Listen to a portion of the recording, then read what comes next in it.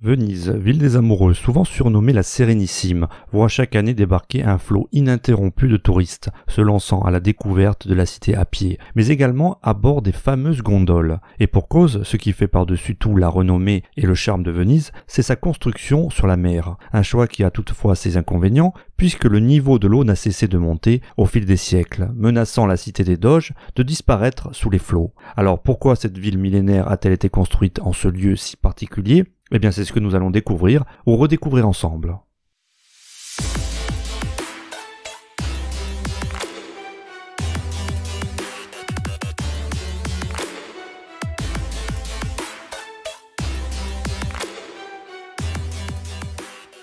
Si Venise est de nos jours l'un des endroits les plus touristiques d'Italie, il n'en va pas de même à l'époque de sa création. La géographie des lieux se prétend mal au romantisme. En effet, le site n'est alors qu'une immense lagune au bord de la mer Adriatique, dans laquelle fleurissent des dizaines d'îles ou îlots. Seuls quelques pêcheurs y vivent, et même la grande partie du territoire est encore vierge d'habitation, du fait de la grande humidité qui y règne et de la vase boueuse qui rend les constructions difficiles à entreprendre. Ce n'est qu'au 5e et 6e siècle que la donne va changer. L'Empire romain d'Occident connaît depuis quelque temps déjà une longue agonie. La cause principale de ce déclin est en lien avec les invasions barbares. Le nord de la péninsule italienne devient dès lors une région de l'Empire particulièrement touchée par les incursions des Goths ou des terribles Huns. Conséquence, les Vénètes sont obligés de fuir et de se réfugier sur la lagune, où les îlots marécageux leur fournissent un excellent rempart à l'avancée des envahisseurs. Les années passent et l'Empire romain disparaît définitivement, la région passant sous domination byzantine. Cependant, de nouvelles peuplades font leur apparition, bien décidées à s'établir dans la plaine du Pô. C'est le cas des Lombards, un peuple germanique qui, en créant un puissant royaume, va de nouveau chasser les Vénètes vers la lagune, mais cette fois-ci définitivement, la région étant devenue trop instable.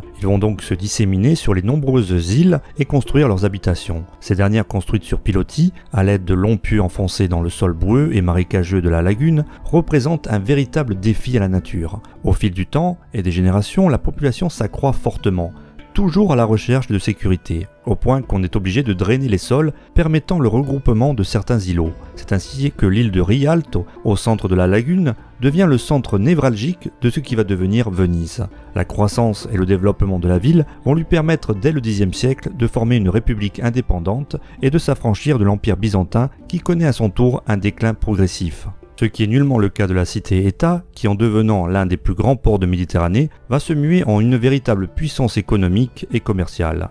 Cette ascension permet à la ville d'attirer encore davantage de population, à tel point qu'il faut de nouveau empiéter sur la mer afin d'accueillir les nouveaux arrivants. Pour cela, on assèche et on construit des digues afin de détourner l'eau, donnant naissance à tout un réseau de canaux qui font de nos jours le bonheur des amoureux et des photographes.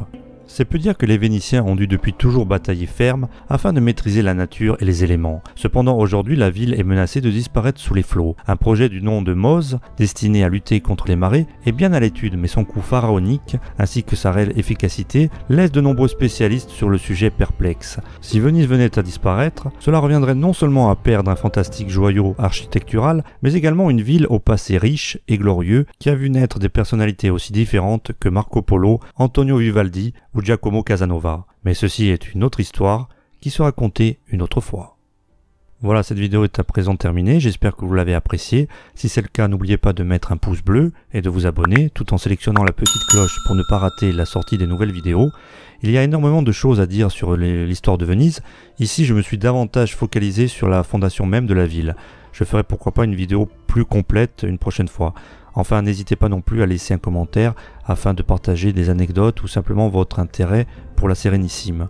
En attendant, je vous donne rendez-vous très prochainement pour une nouvelle vidéo sur Hérodoc, la chaîne de l'histoire. À bientôt.